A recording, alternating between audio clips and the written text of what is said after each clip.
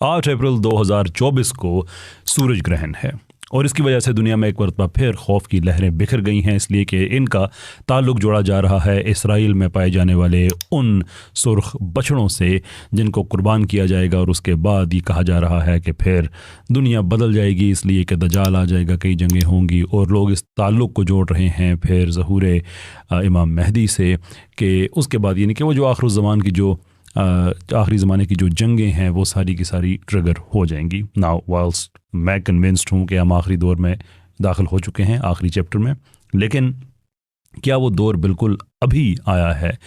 आज के वीडियो में हम ये डिस्कस करेंगे। जो कहानी है वो ये है कि इसराइली ये समझते हैं, सहूनी ये समझते हैं कि वो एक नापाक कौम हैं और उनकी पाकीज़गी के लिए, तहारत के लिए ज़रूरी है कि कुछ बड़े ख़ास किस्म के बछड़े हों और उन बछड़ों को फिर ज़बह किया जाए। उस पर मेरा एक वीडियो मौजूद है, आपकी नज़र से यकीनन गुजरा होगा। बड़ी पर्टिकुलर डिटेल है उन बछड़ों की जो कि उनको अमेरिका से मिल गए हैं और इसराइल में हैं, और अब 2024 अप्रैल यानी कि इसी महीने में उनकी कुर्बानी का जिक्र है ना। कुर्बानी के बाद उन बछड़ों का जलाया जाना और उसके बाद उन पानी से, यानी कि वो राख जिस पानी में बछड़ों की मिक्स की जाएगी उससे कुछ गुस्ल लोग करेंगे और फिर वो मस्जिद अक्सा को शहीद करने जाएंगे और उसके बाद फिर जो थर्ड टेम्पल है वो बनेगा। कहानी असल में ये है।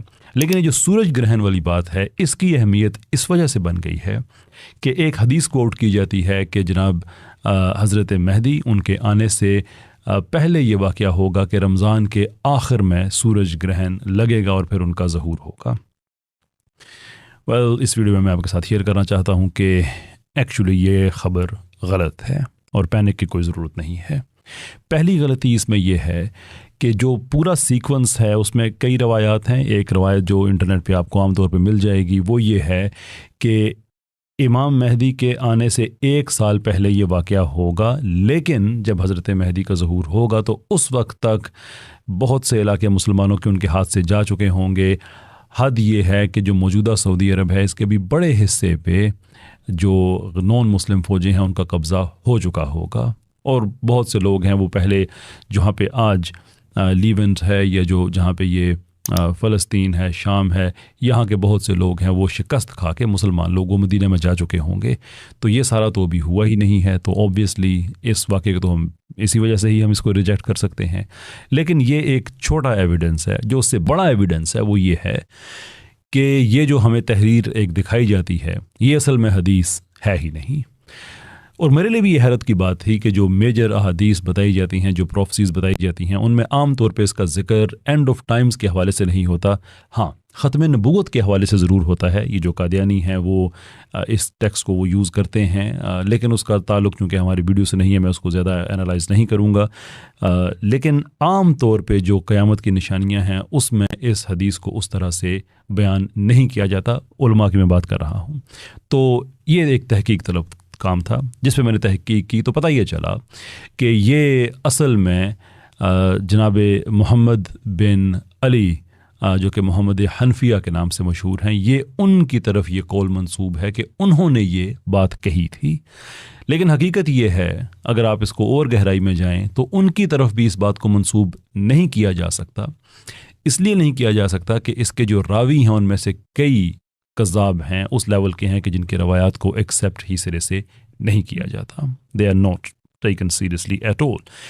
जिसका मतलब ये है कि ये एक मौजू रवायत है, एक झूठी रवायत है जिसका हकीकत से कोई ताल्लुक़ नहीं है। इवन अगर इसका जनाब मोहम्मद हनफिया उन तक भी अगर लेके जाया जाए तो फिर भी ये रवायत मौजू है। लेकिन हदीस के साथ जोड़ देना, जिनके हदीस जो मकबूल बानों में जो जनाब रसूलुल्लाह महमद सल्लल्लाहु अलैहि वसल्लम की जो सुन्नत कौली है मैं उसकी बात कर रहा हूँ, उसके साथ जोड़ देना ये तो सरीहन एक जुल्म है। और वो अपने आप अपनी ज़ात के साथ वो जुल्म है, इसलिए कि सही मुस्लिम के मुकदमे में ये बात लिखी हुई है, हदीस है, मफ़हूम है उसका ये है कि जो जनाब रसूलुल्लाह महमद सल्लल्लाहु अलैहि वसल्लम से मुतल्लिक़ कोई गलत बात जोड़ दे तो उसको चाहिए कि वो अपना ठिकाना जहन्नम में कर ले। ये मफ़हूम है उस बात का।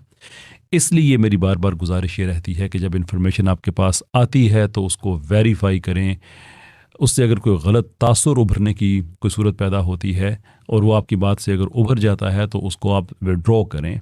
انفیکٹ مجھے بھی یہ کرنا چاہیے. جو پچھلی ویڈیو تھی کہ اس میں جو پاسبلٹیز میں نے بتائی تھی اس میں سے ایک یہ تھی کہ شاید مسجد اقصیٰ کو شہید کر دیا جائے تو اس سے گلوبل آؤٹریج ہوگی, جبکہ مجھے کہنا یہ چاہیے تھا کہ یہ ان کی کتابوں میں ہے کہ ایسا ہوگا, جبکہ ہمارے پاس جو پروفیسیز ہیں یہ اس کا حصہ نہیں ہے.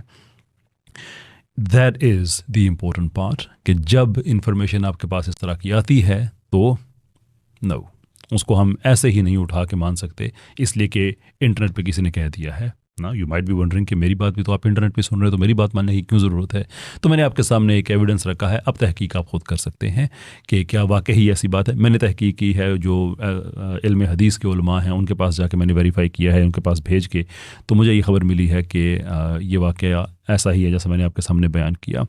تو عید کو منائیں, خوش ہوں, جتنا اس دفعہ خوشی ہماری بنتی ہے کہ غزہ میں جو کچھ ہو رہا ہے, لیکن یہ جو کہا جا رہا ہے کہ شاید یہ آپ کا آخری رمضان ہو اس وجہ سے, تو اس کی آپ فکر نہ کریں. فیملیز کے ساتھ ٹائم سپینڈ کریں, غزہ کے لوگوں کو یاد کریں, جتنا آپ ڈونیٹ کر سکتے ہیں وہ کریں, جنگ بندی کی دعا کریں, اللہ تعالیٰ وہاں کے لوگوں کی نصرت کے لیے یہ دعا کریں کہ اللہ تعالیٰ وہاں کے لوگوں کو نصرت عطا کرے.